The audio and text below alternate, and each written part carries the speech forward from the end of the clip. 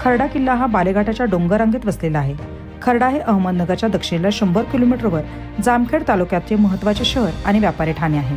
खर्डा शहराची उभारणी सुलतान राजे निंबाळकर यांनी 17व्या शतकात केल्याचे पुरावे आपणास सापडतात. 11 मार्च 1795 मराठाचे संयुक्त फौजांनी निजामाच्या बलाढ्य सैन्यशक्तीचा पराभव केला. सवाई माधवराव पेशवे यांच्या नेतृत्वाखाली ही लढाई झाली. इतिहासात फार महत्त्वाची आहे.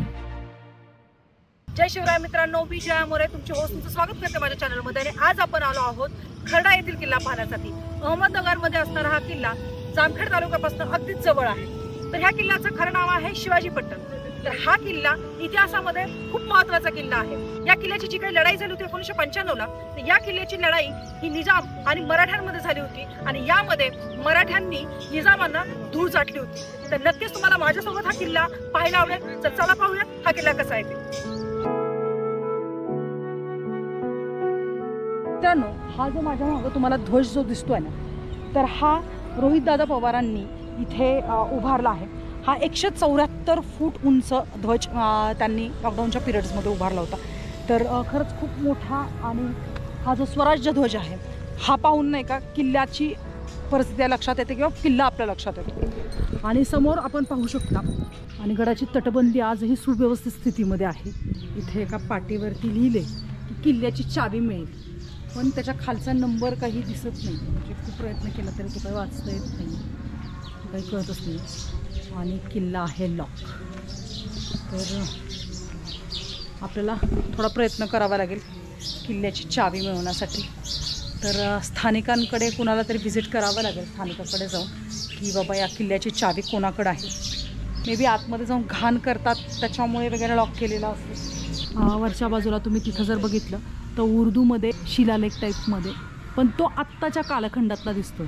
म्हणजे जुन्या कालखंडातला तो नाही, आत्ताच्या कालखंडातला आहे. एक गावकरी दिसतात, आपण त्यांना विचारू. सर, किल्ल्याचं शूट करायचं होतं आणि चावी हवी होती किल्ल्याची. तर तुमच्याकडचं आहे? अरे ग्रेट. कुछ भी मागो मिल जाता है. तर मी विचार करत होते करायचं चावीचं काय करायचं. तर ते दादा आलेत चावी घेऊन. तर ते दादा चाललेत चावी घ्यायला. किल्ला तर मी एक्सप्लोअर करणार बाय हुक बाय क्रूक.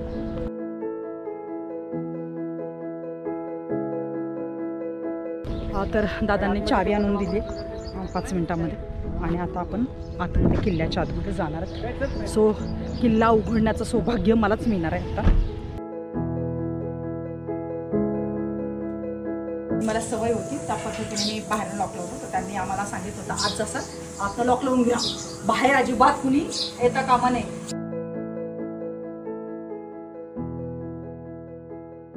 तर मित्रांनो, पहिल्याचा दरवाजा पडलेला आहे कारण हे लोखंडी आत्ता बसवलेलं आहे. वरती तिथं पाहू शकता तुम्ही कडी असते दरवाजाची, त्याच्यासाठी आहे. किंवा हे जो ओंडका आतमध्ये घालण्यासाठी असतं ते आहे. तर आणि याही बाजूला तसं आहे. आणि हा इकडनं एंट्री केल्यानंतर या पद्धतीच्या रूम्स पाहायला मिळतात आपल्याला. या देवळ्या आहेत. आता सध्या सिमेंट किंवा चुना भरलेला आहे त्याच्यामध्ये. मे बी आता किल्ल्यांचं संवर्धन चालू आहे त्याच्यामुळे मे बी ते असेल इथे. हा आहे मेन एंट्री डोर. आणि वरती तुम्हाला शिलालेख दिसत असेल तर मराठीमध्ये तो शिलालेख आहे. आणि जिथनं आपण एंट्री केली होती तो शिलालेख होता उर्दूमधनं होता. इथं खूप जास्त वटवाघूळ आहेत. जसं आपण एंट्री करतो इकडनं तर इथं काही शिलालेख आहेत आणि ही तोफ आहे. आणि आतमध्ये तुम्हाला जर दिसत असतील तर आतमध्ये ते गोळे आहेत. तर हे गोळे मित्रांनो मागच्या 1 वर्षापूर्वी हे सगळे गोळे इथे उत्खननामध्ये सापडले होते. आणि हे शिलालेख सुद्धा उत्खननामध्ये सापडले. तुम्ही हे शिलालेख पाहू शकता. स्वतः त्यांना कव्हर केले. तुम्हाला आवाज येतो ऐकायला?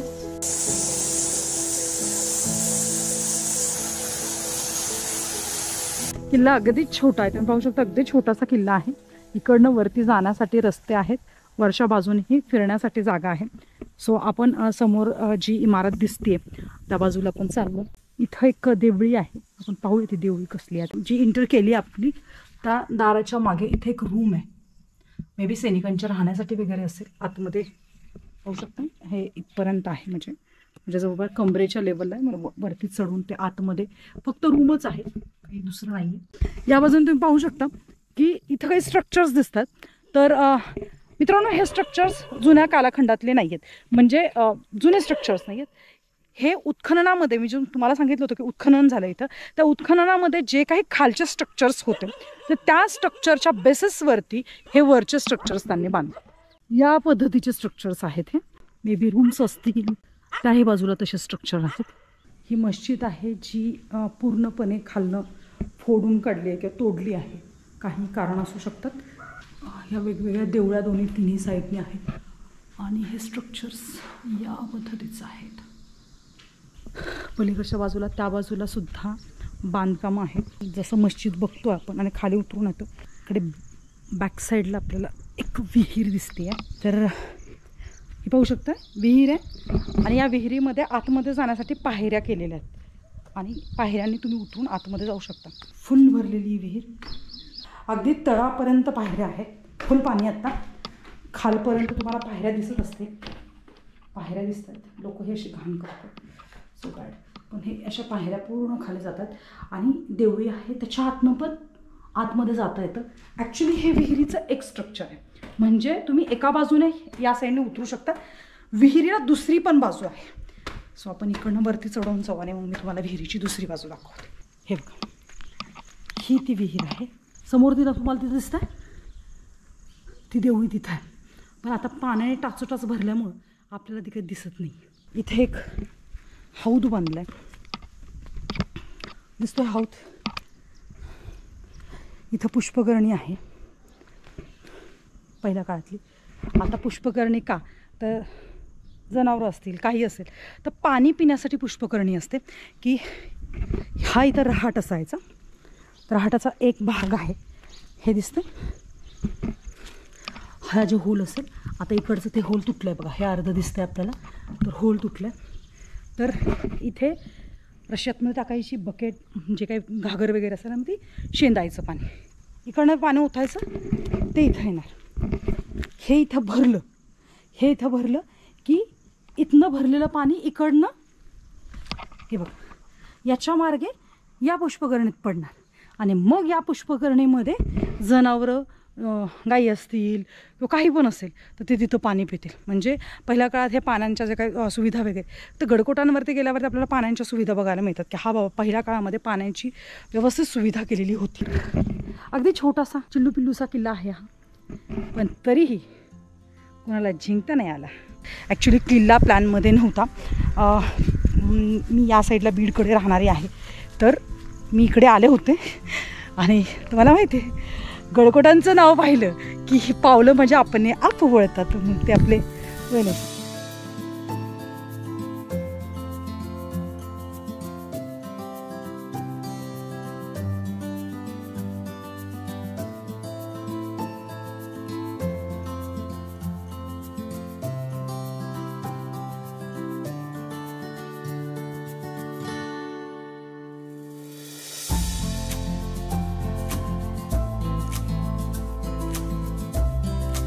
तर हे जुनं स्ट्रक्चर आहे. मे बी हा राजवाडा असेल, तर हे राजवाड्याचं स्ट्रक्चर आहे.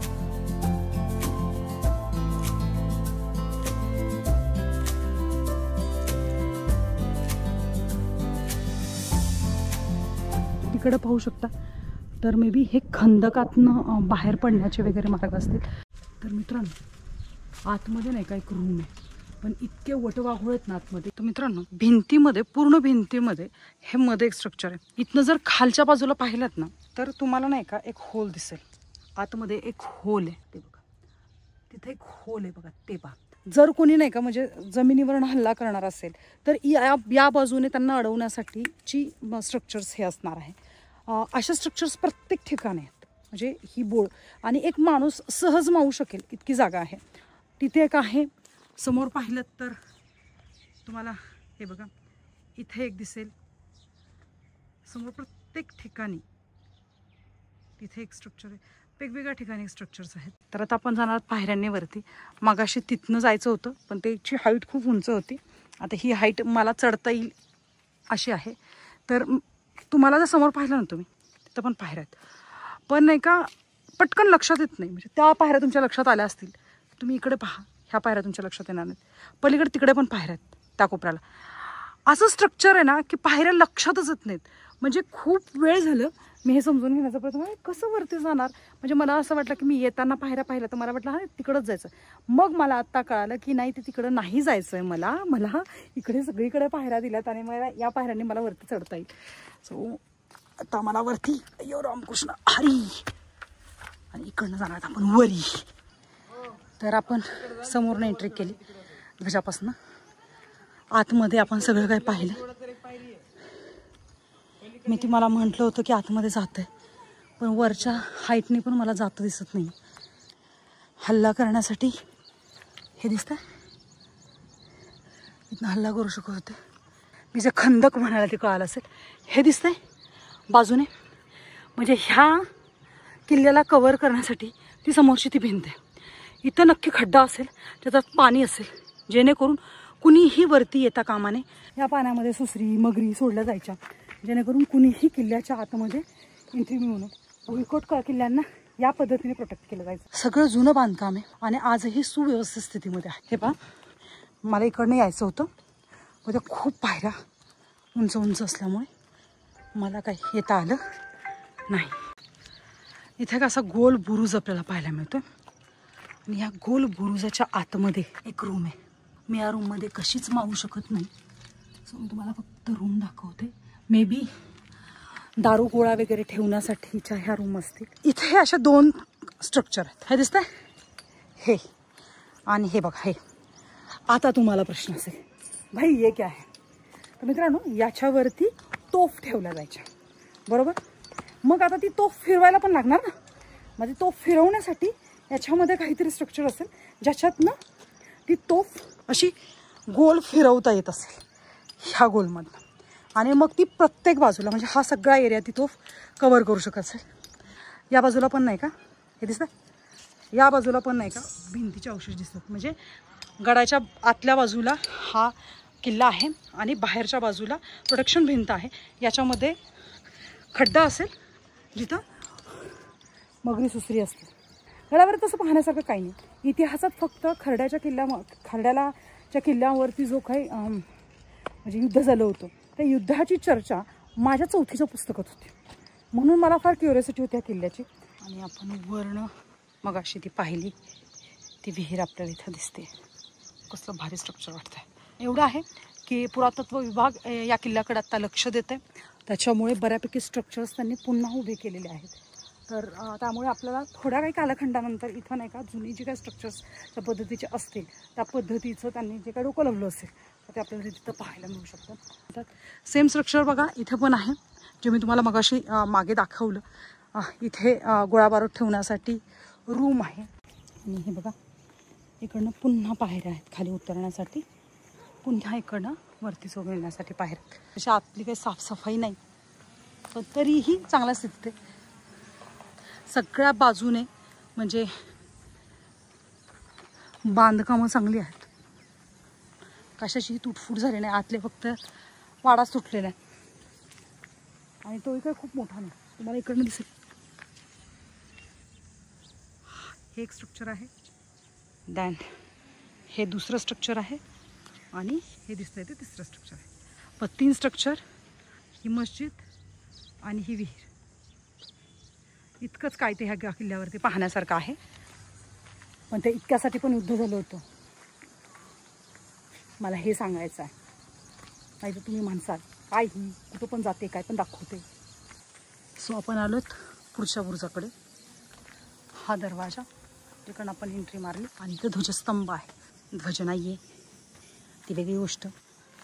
इथे जरा गवत कमी आहे, तर तुम्हाला हे दारू गोळा ठेवण्याचं ठिकाणं मी दाखवू शकते, कारण इथे इतकं विशेष काही गवत नाही आहे. मागे बऱ्याच ठिकाणी खूपच जास्त गवत होतं, तर इथे एकाच ठिकाणी आहे. याच्यावरती पण त्याच पद्धतीचं स्ट्रक्चर आहे, जे गोल पद्धतीचं स्ट्रक्चर्स आपण समोर पाहिले होते. हे बघा इकडे एक आहे, 2 दिसत आहेत, ते समोरच्या बाजूला. युद्ध किती मोठं झालं असेल याचा विचार करा, कारण तर 250 गोळे उत्खननात सापडले. आणि आपण आलो मेन दरवाजावरती. इथे पण सेम ते स्ट्रक्चर्स आहेत. आपण एंट्री रोडच्या वरती उभे आहेत आता. इथे पुन्हा ते स्ट्रक्चर्स या सगळीकडे सेम तेच स्ट्रक्चर्स आहेत, काही चेंज वगैरे नाही आहे. तर या बाजूने तुम्हाला मला फिरल्यावरती पण नाही दिसला, तुम्हाला इकडनं दाखवते. ह्या रूम्स आहेत.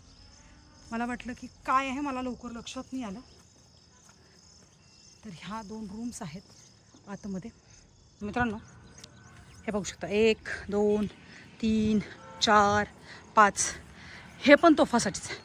जी रूम मला तुम्हाला तिथे दाखवता नेली, मी इथे दाखवतो. हा खड्डा दिसतो, हा खड्डा तुम्हाला नीट दिसतो. तर या खड्ड्यामध्ये उतरून सैनिक स्वतःचं रक्षण करायचे. सो या पद्धतीचे स्ट्रक्चर्स आपल्याला इथे पाहायला मिळाले. छोटा आहे, जाता येता तुम्ही कधीही किल्ला हा येऊन पाहू शकता. मॅक्सिमम अर्धा तास खूप झाला हा किल्ला पाहण्यासाठी. ह्यावरनं तुम्हाला दाखवलेल्या त्या रूम्स आहेत. तुम्हाला हा रूम्स दाखवते आणि मग आपण इथनं पालायन करणार आहोत.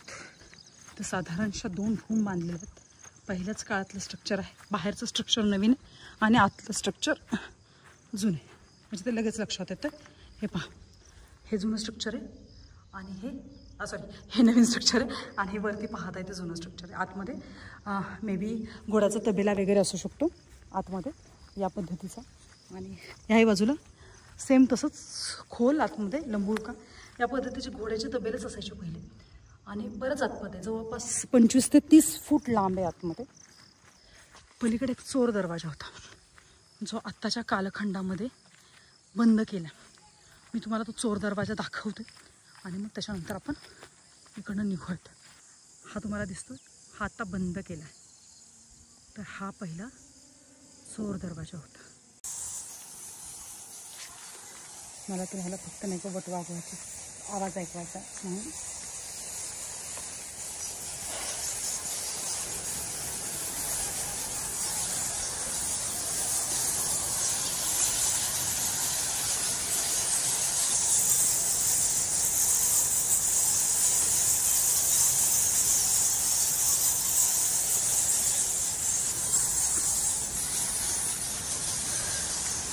तर हा आपला शेवटचा बुरुज आपण एक करतो. तर इकडनं हा एंट्री डोअर आहे आणि हा मुख्य दरवाजा. आणि या बाजूला एक सध्याच्या काळातली जॉईंट वगैरे देऊन एक तोफ बसवली. तर मित्रांनो, तुम्हाला माझा हा व्हिडिओ कसा वाटला नक्की मला कमेंट करून सांगा. माझ्या चॅनलवरती नवीन असाल तर चॅनलला सबस्क्राईब करा. आणि अशाच वेगवेगळ्या ठिकाणी, म्हणजे किल्ला लहान आहे की मोठा याने काहीच फरक पडत नाही. फरक याने पडतो की इतिहासामध्ये आपल्या मराठ्यांनी काय काय अधिराज्य गाजवलं हे तुमच्यापर्यंत पोहोचवणं माझ्या चॅनलचा उद्देश आहे. Thank you for watching.